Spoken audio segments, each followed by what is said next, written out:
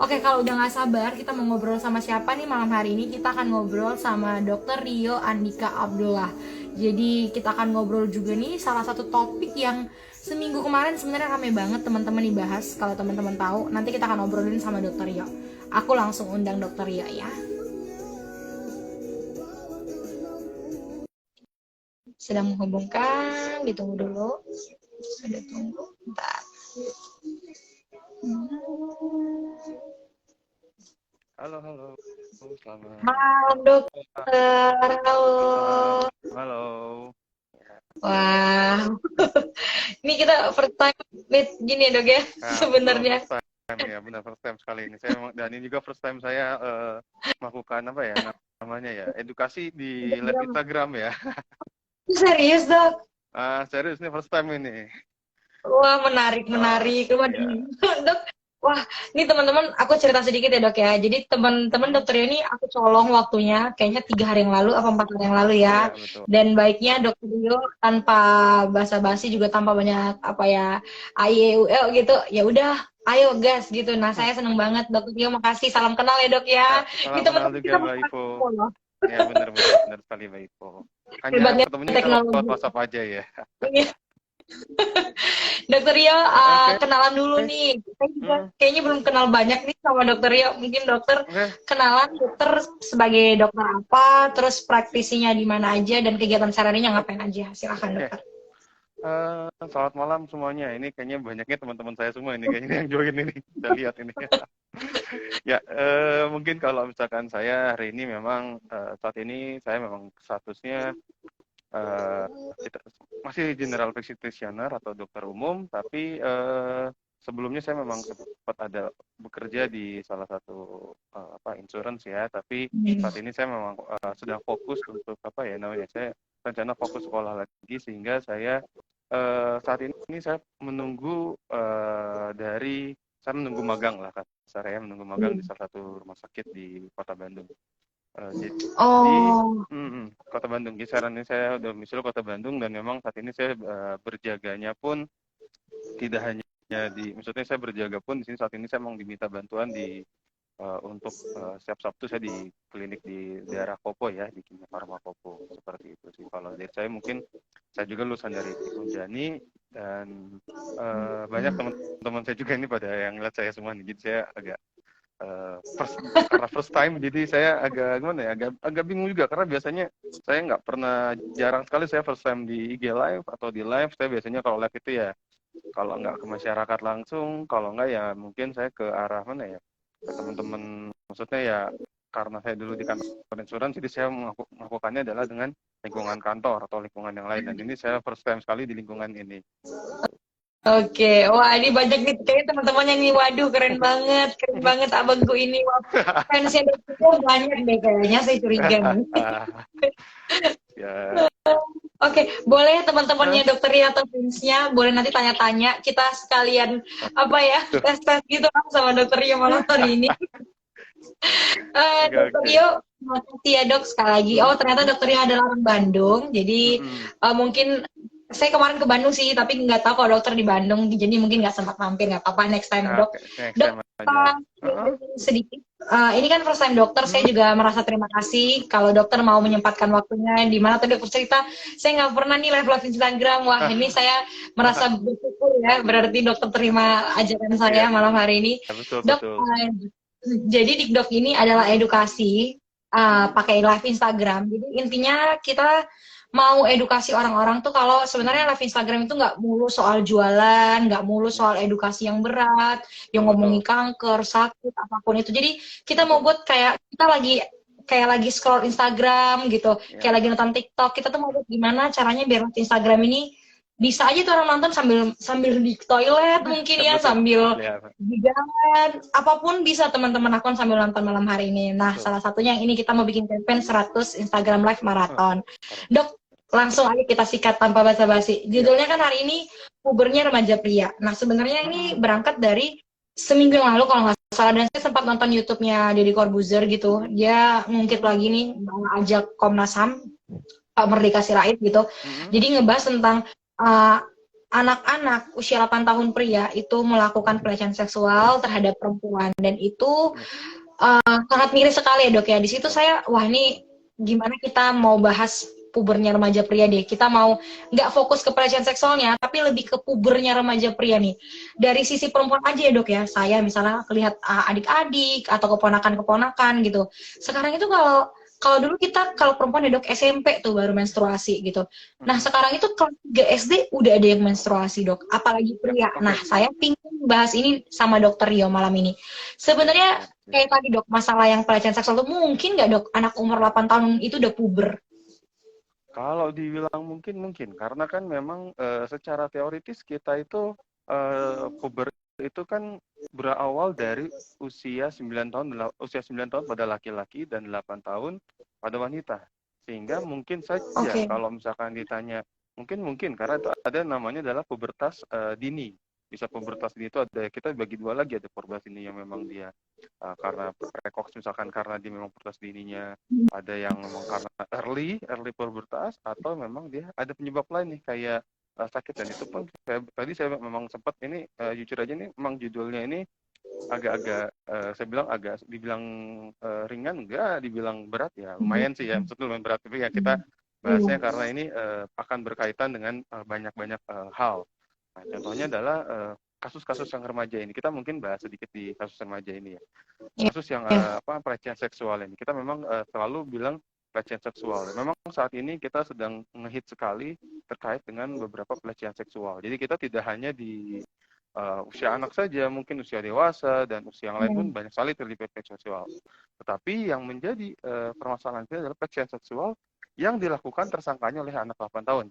Mungkin itu yang dimaksudkan seperti saya pun Iya. kemarin, saya jujur aja mungkin dari dari Mbak Ivo mungkin kemarin sempat ini juga ya, apa kita share 8 tahun ya. Saya mencari 8 tahun pelecehan seksual. Oh, mungkin karena saya tadi tidak ngelihat dari yang Dedi Kobuser ya. Jadi saya ngelihatnya adalah langsung saya scrolling berita, dan scrolling berita itu lebih parah lagi rupanya.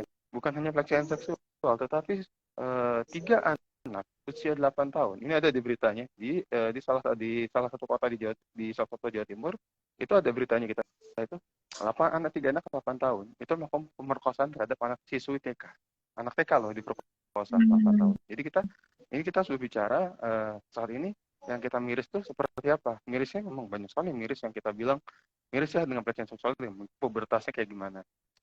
Kita tadi memang Mbak Ivo dalam awalnya kita memang seperti apa ya, kita ngelihat bahwasannya banyak sekali ya, ini kenapa ya anak-anak kok sekarang seperti ini ya. Tadi Mbak Ivo sempat menyinggung, ya memang betul ada anak itu pada anak usia 8 tahun atau 9 tahun itu memang mereka akan mengalami namanya fase pubertas. Pubertasnya ada pubertas itu ada beberapa tahap. Nah itu nanti akan dibahaskan selanjutnya. Jadi pubertas itu kita kalau pada pria itu dimulai dari usia 9 tahun.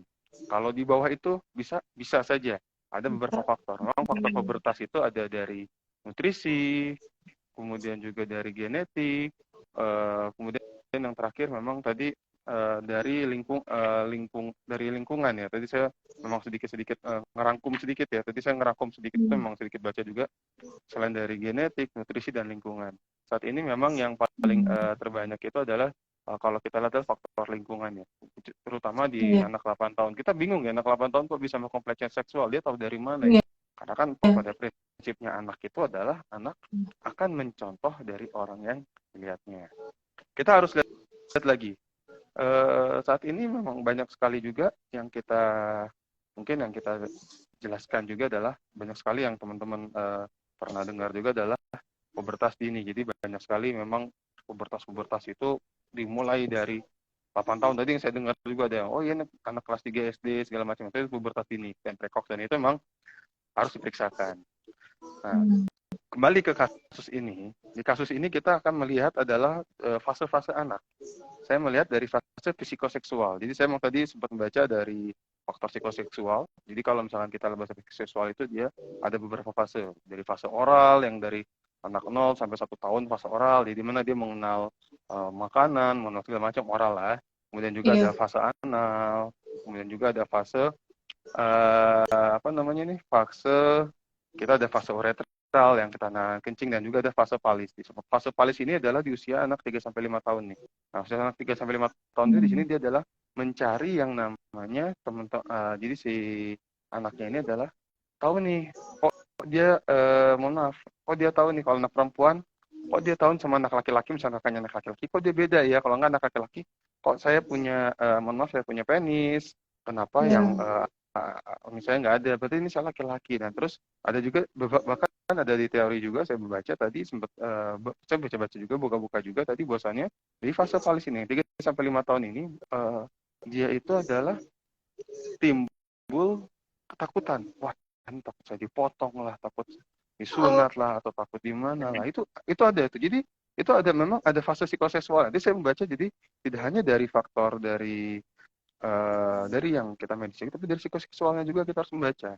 Nah, salah satunya adalah tadi saya menggarisbawahi adalah pada fase pada fase ini anak-anak itu, tadi saya garis bawahi adalah karena ini ada pelecehan seksual ya. Jadi pada fase ini anak itu lebih suka adalah memainkan alat kelamin karena dia merasakan nyaman. Jadi ini ada di buku, ada teorinya. Tadi saya agak lupa, ada teorinya di teori Freud kalau nggak salah ya, Freud. Jadi teori Freud itu bilang bahwasannya memang anak 5 tahun itu cenderungnya apa? Cenderungnya adalah dia memang memainkan. Makanya banyak anak-anak dari mungkin teman-teman, mungkin kita lihat anak-anak kita lihat mungkin teman-teman gitu, wah ini anaknya kadang-kadang dimarahin tuh, kamu ngapain kok mainin punyamu atau kemaluanmu, itu kadang-kadang itu memang ada fasenya tersebut. Kemudian ada fase laten di umur 5 atau 6 tahun hingga 11 sampai 13 tahun. Fase yang memang kita bilang fasenya itu adalah dia ada fantasi seksual. Kemudian juga dia ada fase keinginan tahuan terkait dengan seksual. Karena di usia 6 tahun sampai 11 tahun kita tahu bahwasannya mereka ini ingin tahu ini apa ya, ini apa ya. Pasti banyak sekali yang kalau misalnya kita lihat di anak SD, apalagi zaman sekarang ya, kita lihat zaman sekarang udah dikit-dikit gadget segala macam ya, gadget. Apa sih ini seksualnya? Apa sih ini gitu. Nah, terus juga ada kekanak-kaunan yang perlu, dan dia juga ada kurangnya kontrol diri. Pada anak-anak usia 11 sampai 8 tahun itu adalah kurangnya kontrol diri, sehingga apa? Sehingga mohon maaf, saya bisa balik lagi. Ini sehingga terjadi apa? Pelecehan seksual. Jadi kalau misalkan dikit-dikit kita bahas pelecehan seksual segala macam, pasti ujung-ujungnya adalah berkaitan dengan selain dengan tadi masa pubertasnya juga, dia akan berkaitan dengan si fase psikoseksualnya, psikologisnya. Kayak misalkan contoh saya bilang tadi, ketika kita sekarang ini gadget, ketika pengetahuan kita adalah seksual, anak-anak punya fantasi, anak-anak adalah dia masa-masanya berfantasi, masa-masanya bermimpi. Ketika dia sekarang anak-anak kita banyak sekali membaca dari sana adalah internet, nyari nih apa nih internet, kita main gadget sekarang, tiba-tiba ada mohon maaf iklan-iklan yang kurang pantas, iklan-iklan yang porno segala macam, akhirnya mereka berkaitan, dan akhirnya terjadilah pelecehan seksual dengan keinginan tahuan itu. Jadi kita belum tahu, jadi sehingga ya kita mendengarkan berita bahwasannya itu dari mana ya, pasti dari anak-anaknya juga gitu loh. Pelan-pelan dok ngobrolnya. Oke, Paramita, siap dokter Paramita. Oke, dok sebentar, kita coba highlight lagi. Mungkin buat mama papa atau yang masih punya anak ke remaja ya, apalagi yang mau memasuki masa puber. Tadi kan dokter dia sempat bilang kalau ternyata ada 3 ya yang mempengaruhi puber ini. Normalnya sih 8 sampai 9 tahun kalau anak pria, tapi ada juga puber dini yang mempengaruhi tadi gizi, nutrisi, genetik, dan juga lingkungan. Nah, ini mempengaruhi banget. Jadi mungkin 3 poin ini perlu diperhatikan buat para orang tua ya, karena ini akan mempengaruhi pubertasnya. Balik lagi dok ke pubernya kalau remaja pria, ini terlepas dari di luar kasus pelecehan seksual ya dok ya. Nah gimana harusnya, mungkin banyak orang tua yang cuma tahu kalau remaja pria itu ya kita tahu dari dulu kayak di sekolah kan dok, mungkin tumbuh jakun, suara berat, atau mimpi basah. Ada nggak pertanda lain yang bisa dibaca oleh orang tua atau orang sekitar kalau kayaknya dia udah masuk ke puber deh gitu? Masuk dengan puber itu kita lihat lagi ya. Puber itu kan sesuai definisi itu adalah pubertas, fase pertumbuhan anak yang mengalami atau mencapai kematangan reproduksinya. Jadi kita jelas lagi, dia memang banyak sekali. Jadi banyak sekali tadi gejala tanda-tandanya. Biasanya memang secara umum kita jelaskan. Secara umum itu memang ada, dia adalah tadi saya sedikit catat adalah dia Yang pertama itu adalah dia adalah sering, yang pertama adanya pertumbuhan pada usia 8 tahun 9 tahun itu dia mulai namanya tumbuh, mulai meningkatnya volume testis. Oke. Volume testisnya meningkat. Ya mungkin orang tua tidak melihat, cuman kita mulai kasih suatu teori adalah dia melihat testis. Terus yang kedua adalah dia akhir testis itu akan menyebabkan apa? Mulailah dia pada fase pertengahan, atau kita bilang tadi kan fase middle ya. Fase middle itu dia ada mulai melakukan pertumbuhan penis. Nah, kalau Oke. pada kemudian setelah itu ada yang namanya adalah kita lihat dari apa? Kita lihat dari suaranya. Suara itu berpengaruh di testosteron. Itu jelas suara ya. Ngomong, wah gini, apalah bahasanya dia. Ya, Kita ya. tadi mungkin suaranya cempreng jadinya gitu kan. Terus ada wet dream. Wet dream dari mimpi basah itu di usia 13 sampai 15 tahun. Itu Hmm. adalah memang karena dari perkembangan dari testosteron itu tersebut. Suara pun karena pengaruh dari testosteron. Terus satu lagi tadi saya ada beberapa sih, misalkan tadi yang jakun kan gitu ya. Terus ada yang namanya Turner, jadi 1, 2, 3, 4, 5. Nah itu ada dari prepubertas, kemudian juga ada fase-fasenya banyak soal, ada 5 tahap malah ya. Prepubertas dia memang hanya baru tumbuh tuh si testisnya. Terus tahap kedua, nanti dia tahap kedua tuh dia biasanya selain testisnya nanti membesar, terus lama kelamaan sportumnya juga membesar, dia akhirnya ada menipis, akhirnya banyak berkembang. Dan juga dari si apa ya namanya, kita bilang rambutnya sudah mulai numbuh. Tahap ketiga, Iya. 4, 5, sampai tahap 5 itu adalah tahap kematangan ya, kematangan dari si publik ini. Jadi pematangan dari si penis dan pubisnya ini, seperti itu. Selain itu juga kita harus mengetahui, kita harus menyadari bahwasannya tidak hanya kita ngelihat tidak hanya dari perubahan dari fisik ya, tapi kita harus juga Iya. dari perubahan dari jiwanya juga. Biasanya mereka akan lebih labil, anak-anak kita remaja itu labil. Jadi puber itu apalagi remaja ya, ini pubertas remaja kan ada temanya ya, dari remaja pria ya, pubertas Iya. remaja pria labil, karena remaja sendiri itu adalah merupakan periode peralihan dari anak menjadi dewasa. Nah, kita lihat lagi remaja itu akhirnya apa? Dia ketika kita tidak hanya melihat secara pubertas, kita mungkin kita lihat hanya fisik-fisiknya aja. Memang iya fisik pasti dia akan mencari jati diri fisik juga. Yang intinya adalah dari anak-anak remaja itu adalah kita harus kembali lagi, anak pubertas itu adalah dari fisiknya. Kalau misalkan dia memang pubertas, tanda gejalanya yang secara kita orang normal, mungkin kita ada gejala yang pasti. Ada tumbuh jakun, suara, kumis, tipis, dari kemaluan penis kalau pada laki-laki, kalau pada perempuan payudara. Nah itu adalah memang fase klinisnya. Tapi kita kadang-kadang yang kita lihat itu adalah dari klinis saja. Oh ini klinis, kayaknya anak ini tahapnya ini ya, apa sudah puber ya, sudah segala macam ya. Klinis kan karena kan dia ke arah fasenya kan, fase yang kita boleh bilang itu kan fase yang tadi saya bilang, apa banyak fase-fase yang memang untuk pubertasnya. Tapi kita lihat dari fase psikososialnya bagaimana, psikoseksualnya bagaimana. Jadi dari psikologinya pun kita harus melihat bahwa dari psikis kita pun harus melihat bahwasannya apa yang harus kita lihat itu adalah eh, apa namanya, kita harus melihat sisi psikologis itu, ada kita lihat dari fase yang namanya adalah kalau misalnya kita boleh bilang kayak misalkan mulai labil, mulai anak-anak itu galau-galauan. Terus yang Mulai kedua melawan juga gitu. yang mulai melawan orang tua, pasti itu udah jelas karena dia menjawab. Terus juga banyak juga tuh yang apa yang kayak dari, kalau misalkan tadi saya lihat itu adalah dia mencari jati diri. Dia mulai mencari yang namanya orang yang sayang atau orang yang nyaman dengan dia, yang lawan jenis, seperti itu. Itu sudah lumrah, dan dia mulai apa namanya, senangnya tuh peer groupis, senangnya tuh adalah bersama-sama segala macam. Jadi itu memang kita harus dari fase-fase psikologi itu. Jadi kita tidak boleh hanya dari faktor fisik saja nih yang kita lihat, jangan hanya dari faktor dokternya aja, jangan hanya dari faktor fisiknya aja, tapi kita juga dari faktor mentalnya. Karena kalau dari faktor fisik, ya jelas kita bisa melihat. Nah, faktor fisik itu adalah seperti itu tadi, dan itu memang tidak beda. Misalkan ada yang dia sifatnya dewasa atau segala macam, bahkan pertumbuhan kalau misalkan di fase remaja sendiri, pertumbuhan sendiri adalah tinggi badannya.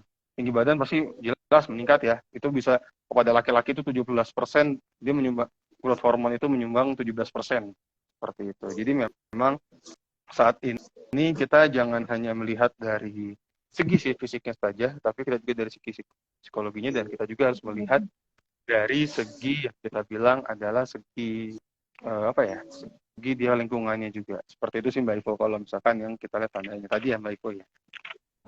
Iya. Oke, thank you Dokter Yon. Nah, teman-teman boleh banget nih kalau mau tanya-tanya, mungkin ada yang sudah punya anak remaja pria atau anak umur 5, 6 tahun, 7 gitu ya. Ya. Boleh, Dok, ini tandanya anak saya kayak gini, apakah puber ya gitu. Boleh banget nih mempengaruhi Dokter Yo. Ini temennya deh Dok, tapi kita coba aja deh saya samatin. Remaja sekarang itu harus banyak dibimbing ya Dok. Mungkin kalaupun iya dokter boleh kasih contoh bimbingannya seperti apa gitu Dok. Karena cowok zaman dulu sama cowok zaman sekarang kan beda banget ya Dok ya. Ya, setuju. Jadi gini sih, kalau dokter dulu ngapain gitu waktu puber. Nah sekarang kalau punya cowok mau diapain gitu Dok. Udah ada nggak? Oke. Kita mungkin ngebahas, saya sebenarnya remaja harus banyak bimbing ya Dok. Betul Dokter Prasta. Jadi teman saya Dokter Prasta juga.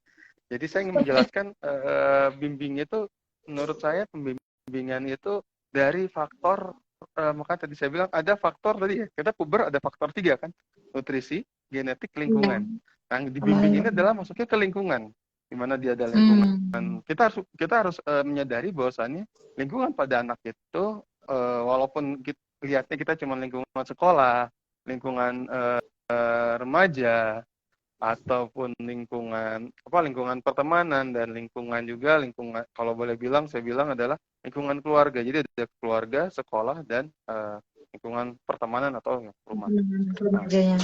Saya selalu membahas di sini adalah ketika untuk anak ini menyambung dengan yang dokter Syadan ya. Kalau lingkungan yang gimana yang bagus buat remaja, atau bisa nggak dipersiapkan di masa kecil Dok.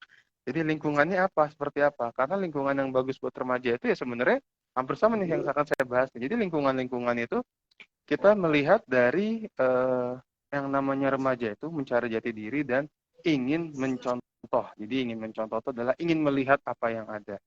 Lingkungan, misalkan kayak apakah menjamin lingkungan saat ini yang kita lihat lingkungannya ngeri juga ya, lingkungan sekolah, apa bisa menjamin di lingkungan sekolah kita tidak terjadi pelecehan seksual, atau tidak terjadi, kalau zaman saya dulu, zaman nakal saya dulu, kita nakalnya mungkin anak-anak SMP, anak-anak remaja dulu nakal-nakalnya mungkin yang ngerokok segala macam ya. Nah itu kan dia melihat kita ngeliat adalah faktanya adalah saat ini adalah seperti itu. Faktanya zaman saya dulu ketika saya mungkin 10 tahun yang mungkin berapa tahun ya? Hampir 12 tahun yang lalu. Saya 14 tahun lalu saya sekolah SMA masih remaja, itu saya melihat bahwasannya lingkungan sekolah kita tuh memang menjadi kayak lingkungan yang memang penting, baik ya, penting dan menjadi contoh. Jadi lingkungan sekolah itu adalah lingkungan yang memang, karena kita hampir 50% apa 60% kita berada di sekolah, bukan ada di rumah, berada dengan teman-teman sekolah kita. Jadi kita akan melakukan lingkungan dengan sekolah. Lingkungan sekolah yang bisa mengawasi siapa ya? Bisa mengawasi adalah peran dari guru, peran dari yang penting sih guru ya di situ ya. Nah, peran dari anaknya sendiri bagaimana ya, harus dilihat juga dong. Jangan hanya kita lihat dari lingkungan sekolahnya, mentang-mentang saya udah disekolahin terus saya ya udah bebas aja guru, nggak. Tapi kan kita lihat juga dong, kita lihat contohnya bagaimana.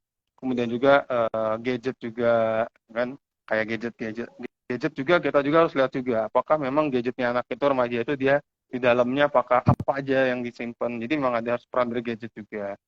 Terus lingkungan keluarga di sini adalah bimbingan dari orang tua, edukasi, dan edukasi pun ada di peran dari guru juga ya, edukasi ya. Jadi kita pun harus ngasih tahu bahwasannya peran-peran itu, lingkungannya itu sangat penting. Jadi misalkan lingkungan remaja, lingkungan di luar rumah, kayak misalkan di komplek atau di teman-temannya juga, apakah ngegeng atau segala macam, itu pun harus berpengaruh. Jadi ya lingkungan itu memang harus bimbing, dan yang banyak membimbing siapa? Yang harus dibanyak bimbing adalah dari peran banyak pihak, dari mulai dari orang tua, guru, bahkan mungkin kalau misalkan di komplek mungkin harus ada peran dari Karang Taruna. Kalau saya sih bilang harus ada lingkungan yang terkecil, ada komplek ya Karang Taruna yang harus mulai mengedukasi. Jadi, dan saya juga kurang paham ya untuk saat ini apakah karena saya tidak pernah ke teman-teman di sekolahan karena sejak pandemi, dan juga saya juga jarang sekali saya mengikuti penyuluhan itu. Kalau kita tuh dulu tuh ada yang namanya adalah bimbingan edukasi terkait dengan masalah pubertas. Jadi zaman saya dulu SMP itu kita tuh sudah dilakukan bimbingan dari puskesmas ya, bukan hanya dari sekolah, tapi dari puskesmas. Dia menjelaskan pubertas itu apa, kemudian juga dia menjelaskan tumbuhnya kapan, ini bagaimana, terus apa tindakannya. Dan itu menurut saya itu sangat efektif ya, karena efektifnya adalah memang akhirnya kita mengenal bahwasannya edukasi seperti apa. Karena kalau zaman sekarang kita nggak ngejelasin sedikit aja, langsung tuh buru-buru mereka cari gadget. Karena mereka lebih kritis nih, anak-anaknya lebih kritis sekarang. Sekarang kita contoh, kita kasih ini, ini kritis nih, nanti dia buka tuh gadget. Apa sih tuh hubungan seksual tuh apa sih? Bagaimana sih cara, misalkan anak nih bagaimana sih kok bisa menjadi bayi, menjadi apa? Dia pasti akan mencari itu. Jadi itulah perannya edukasi. Jadi memang kalau kata saya harus dibimbing. Lingkungan yang baik seperti apa ya? Pertama, lingkungannya memang, yang pertama bagaimana caranya anak itu atau remaja itu kita kenalkan dengan agamanya. Misalkan kita agamanya Islam, kalau Kristen dan Kristen, misalnya agama Islam, bagaimana caranya? Apakah pertama dari lingkungan keluarganya, ayo kita sama-sama, misalkan kita kumpul bareng, ngaji bareng, terus kalau ada masalah, ayo sama-sama yuk kita selesaiin masalahnya apa, gitu kan. Terus kalau dari segi saya bilang ya, dari segi lingkungan sekolah, coba kita harus lihat lagi dari teman-teman. Jadi bukan hanya di sekolah itu kita harus dengan lingkungan sekolahnya, bagaimana dengan gurunya, dengan OSISnya, segala macam. Kita buat yang namanya misalkan event-event yang memang saya rasa event-event yang memang kita harus tidak tergantung gadget. Jadi kita harus ada edukasinya, edukasi baik misalkan sekolah bekerja sama dengan puskesmas, atau sekolah bekerja sama dengan, sekarang mungkin banyak ya NGO yang memang terkait dengan remaja tuh dia apalagi banyak banget ya.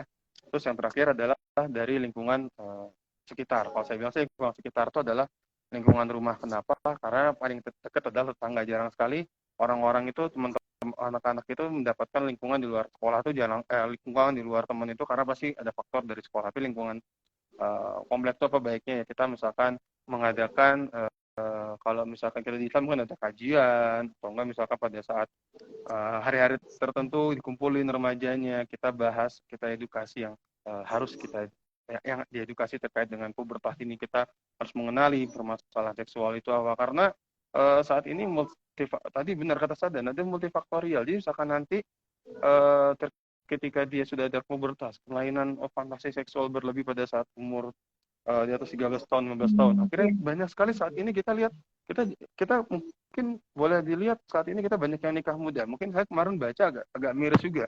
Pengajuan dispensasi pernikahan dini karena hamil duluan. Nah, itu kan berarti berarti kan harus kita lihat lagi. Itu adalah berita yang sangat miris menurut saya, karena bisa sampai hamil loh, ini anak ini ngapain, ini sampai bagaimana gitu loh, apakah ada faktor lain gitu, itu harus kita gali gitu. Itu sih Mbak, kalau misalkan memang jawaban tadi dokter Syahdan sama teman saya dokter Rasta ya, seperti itu. Oke dok, iya mungkin ini kali ya dok ya.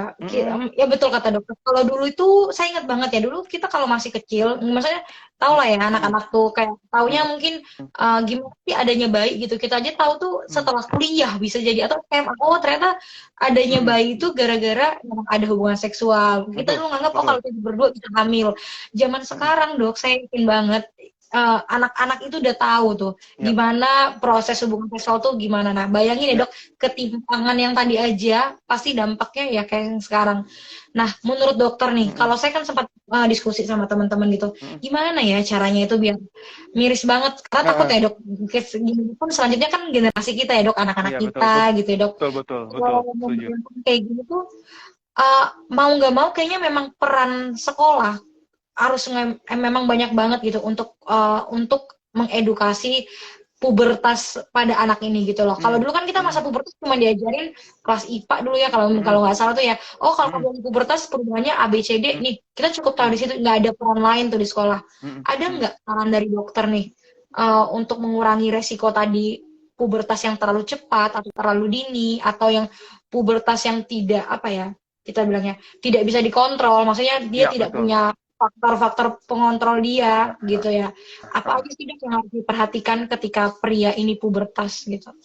yang diperhatikan yang pertama kali adalah kita kalau misalkan tadi saya setuju ya adanya peran dari guru segala macam. Tapi ini adalah teman-teman saya itu bukan teman-teman. Kita lihat dari segi lingkungannya juga. Saya tadi makanya bilang bahwasannya tidak perlu dari apa ya?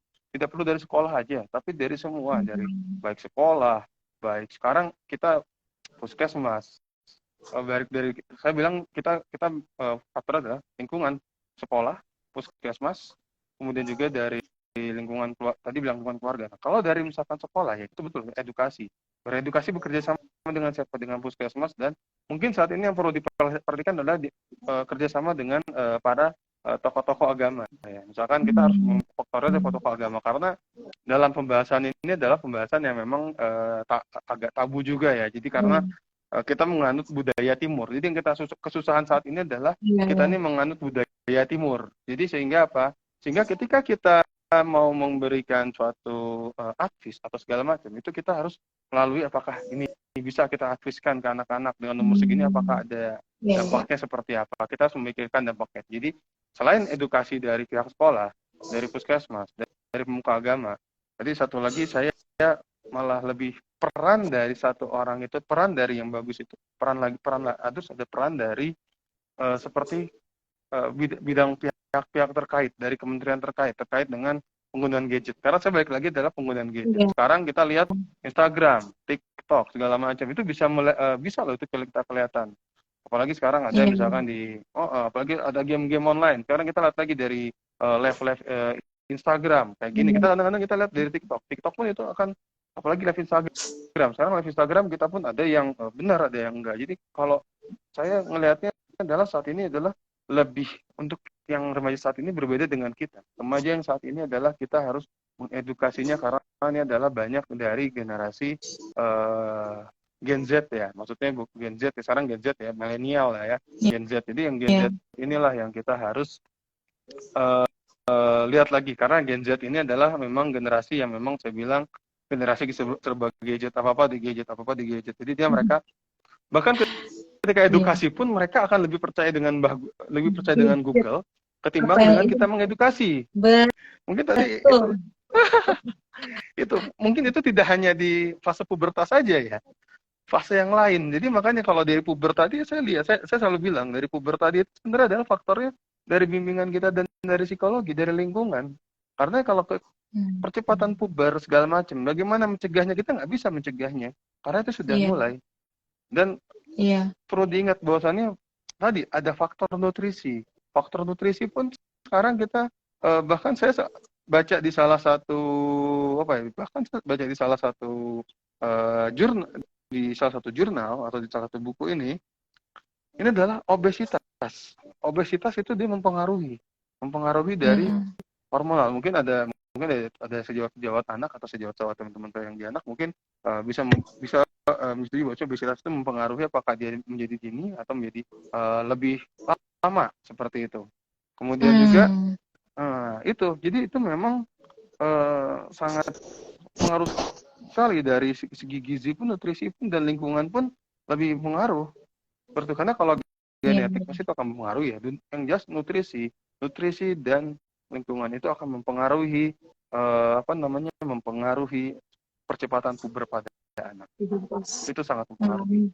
Kalau saya kalau ini adalah saya asumsi saya pribadi itu ya, untuk yang sangat mempengaruhi asumsi pribadi. Jadi itu memang belum ada, saya tadi saya cari jurnal yang terkait dengan faktor dari sangat mempengaruhi lingkungan itu apakah ada saat ini saya belum menemukan jurnal itu. Mudah-mudahan nanti ke depannya sudah ada jurnal yang memang membicarakan terkait dengan hal masalah pubertas ini, seperti itu.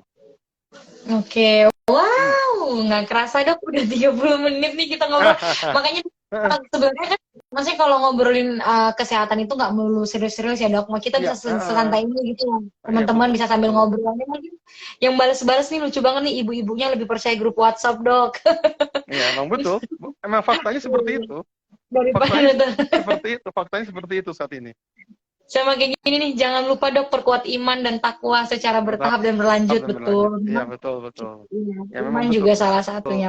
Iman, betul. Jadi kan emang salah satu kita harus iman. Kalau misalnya kita nggak iman dan takwanya kita nggak kuat, ya akan terjadilah yang namanya tadi tiba-tiba kehamilan dini, tiba-tiba pelecehan Iya. seksual yang belum pada umurnya. Bahkan kalau misalnya kita pernah dengar balik lagi ke pelecehan seksual tadi, saya pernah bahkan pada tahun 2015-2016 sempat ada heboh usia 5 tahun itu udah ada yang sudah ada video anak-anak melakukan pelecehan seksual pada teman sebaya 6 tahun 7 tahun itu sudah itu makanya itu adalah faktor dari yang kita lihat adalah karena selain dari iman dan takwa yang tidak kuat juga faktor adalah lingkungan pengaruhnya. Nggak taunya pada saat di waktu itu kalau nggak salah pada saat ditangkap, nggak tahu ada yang pernah ditangkap, nggak tahu itu adalah faktor dari disuruh tuh sama ininya, disuruh sama apa? Ada yang ngerekamnya adalah anak remaja. Itu Oh, yang menyuruh. Berarti kan dia faktor lingkungan. Berarti saat itu iya. berpengaruh apa? Artinya yang berpengaruh adalah lingkungan. Siapa yang mengajarkan? Siapa yang mencontohnya? Karena anak dan remaja sifatnya adalah Meniru. mencontoh, Iya. meniru dan mencontoh. Betul. Jadi kita meniru contoh. Kalau misalkan kita lihat gadgetnya, oh kayak gini-gini ya. Berarti ada peran apa? Peran orang tua ketika lagi berkumpul dengan anak-anaknya. Itu please lepas gadget. Kecuali dengan dia ada kesibukan. Kalau misalkan orang tuanya masih gadget, atau segala macam, saya yakin anak-anaknya juga akan main gadget juga. Kayak misalkan makanya saya bilang faktor di Karang Taruna. Saya sedang menyoroti saat ini adalah faktor remaja di lingkungan rumah. Saat ini kebanyakan mereka hanya main mobil umur 16-17 tahun. Sekarang kebanyakan adalah dia mainnya adalah Mobile Legend. Iya. Melihat Mobile Legend ya, melihat main games. Terus akhirnya dia melihat apa TikTok lah, bikin apa segala macam. Akhirnya itulah yang dicontoh dan ini adalah peran dari lingkungan sekitar memang harus kita perhatikan. Karena kalau saya yakin di sekolah mereka sudah mendapatkan edukasi baik secara agama maupun dari secara pengetahuan. Apalagi pengetahuan sekarang lagi banyak ya, lebih Iya. kompleks ya. Dan pengetahuan itu pasti banyak sekali di sekolah. Saya yakin itu. Tapi dari luar dari sekolah itu ada dari diri kita sendiri dan dari lingkungan yang lain teman-teman. Seperti itu sih Mbak Ivo kalau menurut saya. Oke. Ini jujur ini pubertas remaja pria saat ini memang saya bilang dibilang Iya dok. miris pasti miris, dibilang kita memang pasti banyak banget yang harus kita bahas, Iya. terutama terkait dengan Iya. apalagi sekarang ini kita kurangnya undang-undang terkait. Saya akan balik lagi ketika jadi dokter pun tidak hanya kita harus mengurusi ini saja, tapi apakah ada undang-undangnya terkait dengan bagaimana hukumannya, bagaimana caranya, itu harus ada undang-undangnya. Jadi kita harus memang ada undang-undang terkait dengan kesehatan remaja atau kesehatan pubertas ini. Karena pubertas akan berkaitan dengan kesehatan remaja. Banyak sekali sekarang kesehatan remaja itu. Iya benar sekali. Wah ini yang balas. Terima kasih dok atas sharing ilmunya, mantap, sehat-sehat selalu buat dokter Rio dan hostnya. Terima kasih Kak Rizky. Wah ini nggak tahu yang lagi nonton mungkin sambil makan ya dok. Dokter udah makan belum dok? Saya belum. Udah. Kita udah makan. Tapi yang lagi makan sambil nonton nggak apa-apa. Berarti kita cukup asik ya untuk ditonton sambil makan. Besok-besok Ya. boleh juga dicoba nonton. Dokter Rio nih terakhir. Sebelum kita tutup, banyak kan dok orang tua sekarang itu yang kebingungan dok, kayak misalnya nggak punya waktu ketika anaknya sudah remaja, sudah masuk ke pubertas tadi. Kalau untuk orang tua yang tadi masih bingung, pingin konsultasi nih tentang anaknya, bisanya menghubungi dokter Rio kemana aja nih, baik online ataupun offline, silahkan dokter. Kalau mau online kita mungkin ya platform ya dengan sesuai dengan Wi-Fi ya Yestok ya. Kita Yestok ya. Saya karena online tuh Yestok aja platform saya. Tapi kalau memang platform mungkin Instagram mungkin kami saat ini tadinya saya private, cuman saya pikir sekarang Instagram ini kayaknya memang ada bahan edukasi. Jadi silakan bisa menghubungi dengan Instagram kalau online. Tapi kalau untuk offline mungkin saat ini saya hanya bisa menyajikan, saya ada di klinik kimia setiap hari Sabtu di klinik kimia Farma 381 ya, dekatnya Miko Mall, daerah situ ada klinik kimia Farma. Tentu hanya hari Sabtu aja, dan mungkin kalaupun ada pun ya kita kalaupun memang mau bertemu ya silakan, nanti mungkin bisa di Instagram segala macam, bisa kita selain kita sharing edukasi seperti itu, banyak sharing lah kita hari ini ya gitu. Kayaknya setelah ini dokter Rio bakal banyak live IG nih kayaknya, sudah mau di publik. akun Instagramnya. Nggak juga sih, saya Wah, cuman karena tadi Mbak Ivo bilang, kan tadi saya di WA katanya di Instagram, ini kekunci, wah ini kayak saya gara-gara nggak nge-live nih, nggak nge-like nih gitu. iya. Susah dok ya, kembali lagi sih ke Nah, dokter. Nah, dokter Rio teman-teman, waduh ini ramai banget kayaknya banyak teman dokter mm-mm, Rio nih yang hari ini gabung. iya. Dokter Rio makasih banyak ya dok Mm-mm, ya. Walaupun masih mm-mm, banyak banget hal yang kita mm-mm. belum kupas kalau Ya, remaja betul, betul pubertas itu sekali. ternyata banyak banget, tapi Betul. kita semoga sama-sama berdoa ya dok ya. Maksudnya Ya, uh, anak kita, mm, generasi kita atau siapapun nanti yang ya, sekarang lagi di masa pubertas ini benar-benar bisa melaluinya dengan baik gitu. betul, Jangan sampai ada betul. peningkatan angka yang kasus-kasus kayak kemarin Ya, lagi cukup gitu. Nah. oke. Dan kita maunya sebagai orang di sekitar kalau ada Mm-mm, orang remaja pria atau punya keponakan atau punya mm-mm. murid atau punya pasien, kita juga berani ambil peran untuk kasih tahu apa sih yang seharusnya mereka lakukan di masa remaja pubertas tadi. Ya, betul, betul. Oke, Dokter Rio dan teman-teman, terima kasih banyak untuk malam ini. Mm-mm, Kita dok mm-mm. ketemu lagi ya dok. Jangan Siap, capek-capek kalau oke. saya ajak aja. Siap, boleh, Terima boleh. kasih Dokter Rio. Oke, Saya dan Dokter Rio boleh. pamit. Selamat malam, selamat istirahat. Malam, istirahat semuanya. Ya.